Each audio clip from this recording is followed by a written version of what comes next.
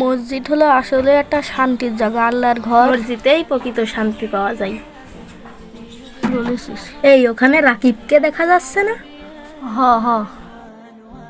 এরা যে কেন নামাজ পড়তে আসে না, এদের আল্লাহ যেন হেদায়েত দান করে।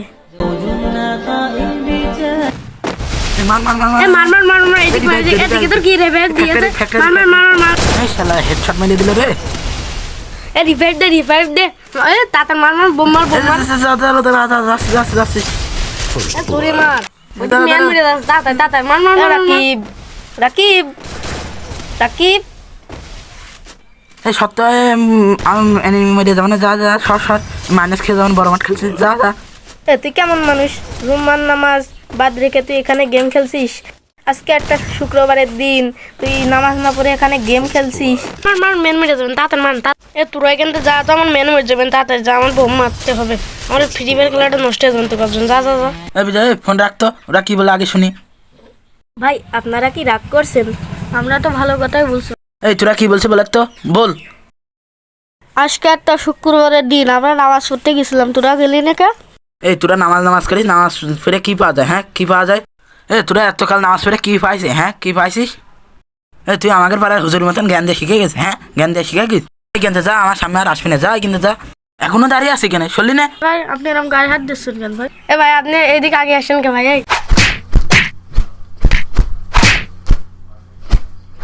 এই ভাই এই এখানে মারামারি করছেন কেন আপনারা? এই ভাই এই দাঁড়ান, এই ভাই এই সরেন এদিক সরেন। কি হলো ভাই, আপনারা বলেন, ক্লিয়ার বলেন কি হলো?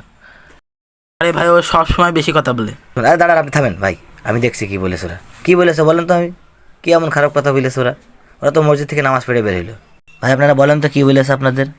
আরে ভাই আমি তো ওদের ভালো কথাই বলেছি, নামাজ পড়ে বেরিয়ে ওদের নামাজের কথা বলেছি। আর কি একটা গেম আছে না, ফ্রি ফায়ার নাম, ওটা খেলা নিয়ে ওরা ব্যস্ত, তাই আমি বলেছি, তাই ওরা আমার সাথে খারাপ ব্যবহার করছে। ওরা বলছে যে নামাজ পড়ে কি পাওয়া যায়, তোরা কি পাইছিস, এমন কথা কেউ বলে? আরে ভাই ওরা তো তাহলে দোষের কিছু বলেনি, ওরা তো তোমাদের নামাজের দাওয়াত দিয়েছে। আমি গেম খেলছি, ওরা তখন থেকে চেষ্টা করছে। আমি তখন থেকে বলছে বাড়ি যাও, বাড়ি যাচ্ছে না। আমরা নামাজ পড়ে বের হয়েছি, তাই দেখছি ওরা গেম খেলছে, তাই ওদের নামাজের কথা বললাম। আমাদের উপর ভুল বুঝে নামাজ কালাম নিয়ে উল্টো পাল্টা কথা বলছে। আরও বলছে এতকাল নামাজ পড়ে তোরা কি পাইছিস, নামাজে কি পাওয়া যায়? ভাই এই দুনিয়া একটা পরীক্ষা মাত্র, এই দুনিয়া থেকে যদি তুমি পাশ করতে পারো তারও পরকালে তুমি জান্নাত পাবে। এইদিকে এসো ভাই, শোনো তোমাদের একটা কথা বলি, তোমরা কান খুলে শোনো। এই দুনিয়ায় কাউকে কোনো কষ্ট দেওয়ার কথা বলবো না, আর নামাজ কালামটা আমরা করার চেষ্টা করবো, অবশ্যই 5 ওয়াক্ত নামাজ পড়বো।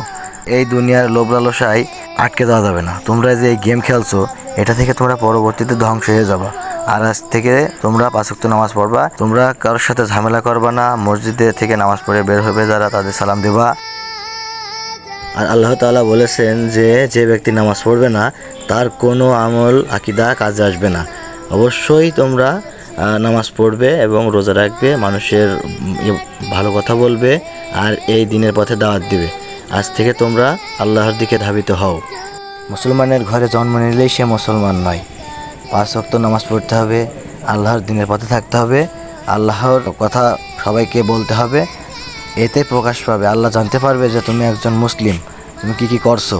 তাছাড়া তুমি যে এই দুনিয়ার মায়ায় জড়িয়ে এই ধরনের কাজকাম করে বেড়াচ্ছ, গেম খেলছো।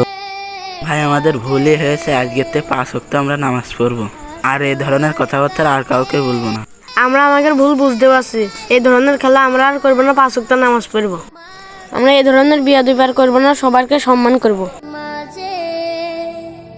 আমাজকে বলো না কাজ আছে, কাজকে বলো আমার নামাজ আছে। নামাজ বিহীন পরপারে কি জবাব দিবে